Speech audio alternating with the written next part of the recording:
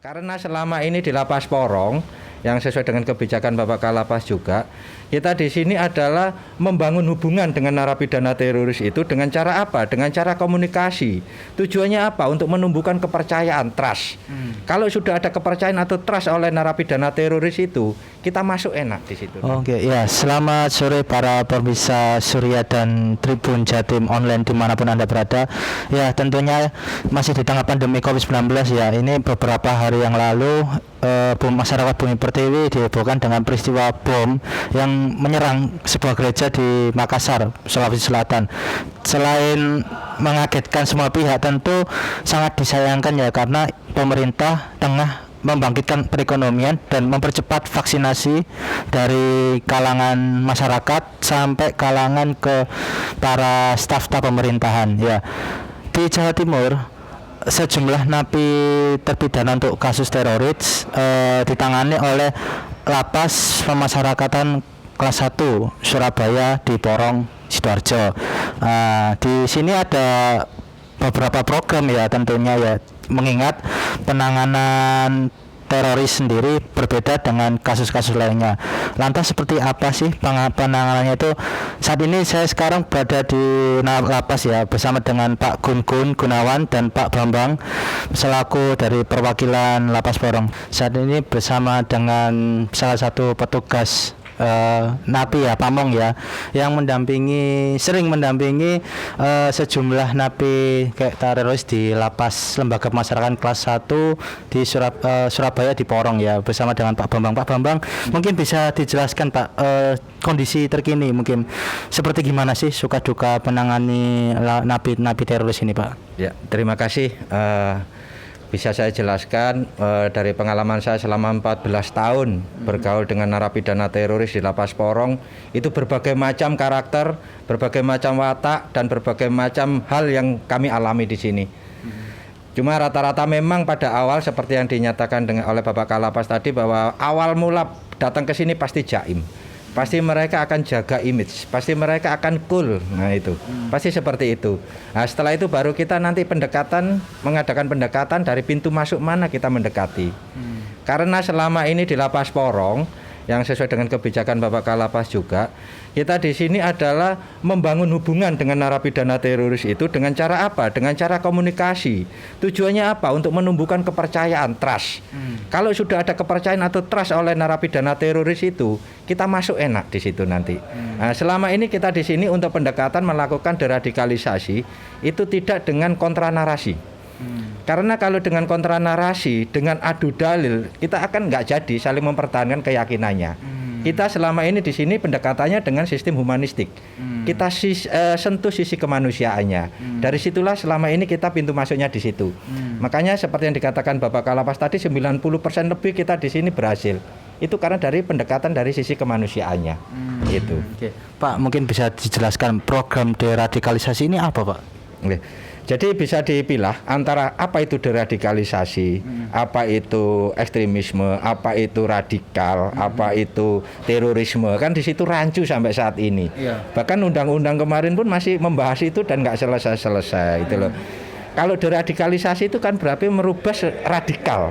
Sebenarnya kalau radikal saja kan tidak apa-apa, nggak ada masalah sebenarnya kalau radikal. Betul. Kita punya sifat radikal itu sifat mengakar masing-masing. Nah, yang jadi masalah adalah sifat radikal yang ekstremisme kekerasan. Dengan apa? Jalan melakukan terorisme. Itu yang jadi masalah selama ini. Makanya selama ini adalah proses deradikalisasi, itu adalah proses deradikalisasi untuk yang radikal ekstremisme kekerasan tadi. Karena apa? Untuk menjalankan radikalnya tadi, mewujudkan sifatnya radikal tadi dengan jalan teror. Seperti kasus yang kemarin di Gereja Katedral Makassar kan seperti itu. Dari situlah kita pilah. Kenapa mereka mempunyai sifat radikal itu? Dalam hal ini ada radikal ekstremisme kekerasan tadi. Itu hanya 3 faktor sebenarnya mempengaruhi. Yaitu faktor pertama adalah ketertarikan. Setelah itu faktor niat, dan kedua adalah kemampuan atau kapabilitas, seperti yang sudah ditunjukkan di Makassar kemarin. Nah, seperti itu. Nah, itulah pintu masuk kita. Setiap narapidana yang masuk ke sini teroris, itu kita profiling. Apa yang menjadi ketertarikan mereka bergabung ke kelompok radikal ekstremisme tadi. Nah, kalau yang menjadikan radikal tadi sudah ketemu, tertariknya, Iya. kita balik. Apa yang bisa mengurangi ketertarikannya? Kalau setelah itu, apa yang menjadi dia itu punya niat bergabung dengan kelompok radikal tadi. Kalau sudah ketemu itu, kita balik lagi. Apa yang bisa mengurangi niatnya? Dan setelah itu, kemampuan dia bergabung dengan radikal itu apa? Kalau sudah ketemu, kita batasi kemampuannya itu. Nah, dari situlah itu makanya kita selalu mengadakan profiling di sini.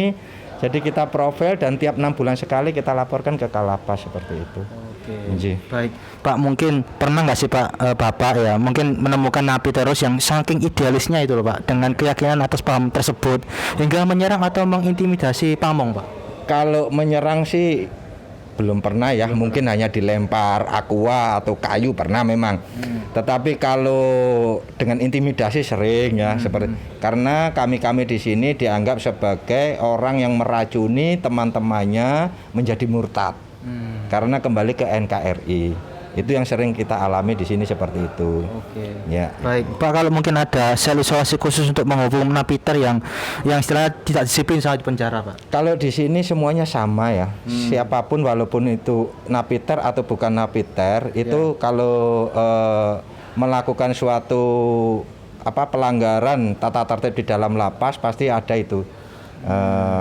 Untuk hukuman disiplinnya ada. Oke, Pak, mungkin butuh berapa lama sih Pak untuk kan radikal ya Pak, ini kan masih mengakar gitu Pak. Nah itu butuh berapa lama sih Pak? Ada beberapa, memang tergantung dari tingkat keradikalannya mereka ya. Seperti yang kemarin tanggal 22 Maret itu ada yang pulang itu tanggal 22 Maret 2021. Nah, tanggal 22 Maret 2020 dia NKRI. Dalam waktu 10 hari. Jadi tanggal 11 Maret 2020 dia masuk ke sini masih radikal. Bahkan terang-terangan menyatakan dia tidak akan mau sholat di masjid lapas karena itu Masjidiroh. Percuma kalau sholat di situ. Ya. Jadi dia menganut safar, jadi sholatnya safar dia. Nah, tetapi dengan pendekatan kami di sini tanggal 11 Maret, tanggal 22 Maret langsung NKRI. Dengan hal apa? Yaitu tadi yang kita sebutkan, kita sentuh hatinya, kita ajak komunikasi, akhirnya timbul trust. Salah satunya adalah tokoh di Makassar. 2 kali masuk, yang pertama kasus bom McDonald di Makassar, terus yang kedua kemarin Senpi. Dalam 10 hari di sini seperti itu. Oke. Terus yang kedua, kemarin kelanjutannya Bapak Kalapas kemarin itu ada kita dari salah satu lapas di Jakarta, di Bogor, balik ke sini 3, dipindah ke sini 3, itu radikal semua. Tetapi dengan pendekatan kita, dengan pendekatan Bapak Kalapas untuk mengadakan komunikasi, akhirnya yang satu jadi NKRI. Gitu, dalam waktu 1 bulan. Oke. Baik Pak, dengan waktu yang istilahnya yang cukup ya Pak, mungkin ada suka duka dalam menangani napi itu Pak? Suka dukanya banyak ya. Jadi kalau suka kita bisa merubah pola pikir mereka yang tadinya radikal akhirnya menjadi NKRI. Itu sukanya kita, itu ada kepuasan tersendiri.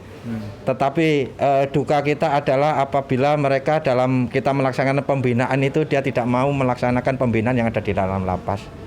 Itu duka kita di sini. Itu. Oke. Baik Pak, kalau ketika udah sukses merubah napi itu menjadi NKRI, terus berarti kan harus ketika bebas diantar ke rumah gitu ya Pak ya? Sebenarnya kita tidak ada tugas khusus, tidak ada dalam tupoksi kita untuk mengantar pulang narapidana, termasuk narapidana teroris. Siap. Jadi kita kalau umpamanya bebas bersyarat itu hanya kita lepas di Bapas. Tetapi kita improvisasi, kita antar sampai rumah, kita panggil tokoh masyarakat di situ, kita kumpulkan. Karena selama ini dari pengalaman, seberhasil apapun pembinaan di dalam lapas, begitu pulang tidak ada campur tangan dari pilar-pilar yang lain, itu impossible untuk seperti itu. Ada kemungkinan nanti menjadi kembali ke kelompoknya lagi. Ada beberapa contoh yang tadinya di lapas, benar-benar di lapas khusus untuk deradikalisasi, 1 bulan pulang karena nggak disentuh oleh semua, kembali lagi beraksi lagi waktu kasus bom Surabaya seperti. Sama di Porong juga begitu di sini baik, begitu pulang dia berdagang dimusuhi, dikit-dikit nggak boleh beli karena itu bekas napi teroris. Padahal di dalam lapas baik. Akhirnya karena sudah urusan perut menghidupi anak istri, untuk itu nggak bisa kelompoknya yang membantu. Nah itu loh seperti itu. Makanya kita selama ini kita antar ke rumah itu karena apa? Karena kita harus ada, kalau saya boleh menyebut 4 pilar apabila deradikalisasi ini memang benar-benar diharapkan berhasil. Yaitu satu adalah petugas lapas, ya. Terus kedua adalah keluarganya. Kalau tidak ada campur tangan keluarga, impossible kita. Terus yang ketiga adalah tokoh masyarakat sekitar. Karena begitu pulang masih dijustifikasi mereka bahwa ini dicap ini mantan napi teroris, selalu diawasi dengan vulgarnya, pergerakannya terbatasi. Ini impossible juga kalau dia seperti itu. Terus yang keempat adalah aparat. Aparat dalam hal pendekatan, dalam hal pengamanan, dalam hal pengamatan itu jangan vulgar.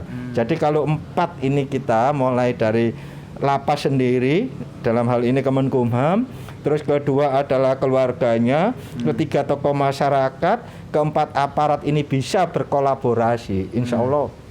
Yang tadinya NKRI di luar akan tetap NKRI. Banyak contoh itu. Kalau misalnya ini Pak, napi-napi itu diberdaya untuk menjadi pengisi materi seminar anti teroris itu gimana Pak? Memang itu merupakan salah satu upaya, salah satu formula untuk menggandeng narapidana teroris yang sudah pulang supaya tidak kembali ke kelompoknya. Ya, itu untuk di Lapas Porong sudah kita lakukan. Yang satu, kalau saya sebut namanya ya, yang satu itu Jawa Tengah, yang satu Madiun. Ini saya setiap ada diminta mempresentasikan masalah radikalisme, masalah terorisme di instansi pemerintah, baik itu sekolahan maupun instansi-instansi, itu saya gandeng mereka. Di situ mereka merasa dimanusiakan, merasa masih dibutuhkan. Bahkan di luar pun saya tidur sekamar dengan mereka. Nah, itu loh, itu yang membuat kita itu rasanya masih satu keluarga. Dengan begitu akhirnya salah satu cara untuk menarik mereka supaya tidak kembali ke kelompoknya.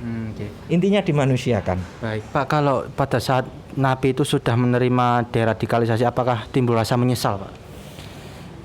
Memang ada napi yang kita program pembinaan deradikalisasi itu timbul menyesal, ada juga yang tidak. Tetapi sebagian besar adalah memang penyesalan. Iya.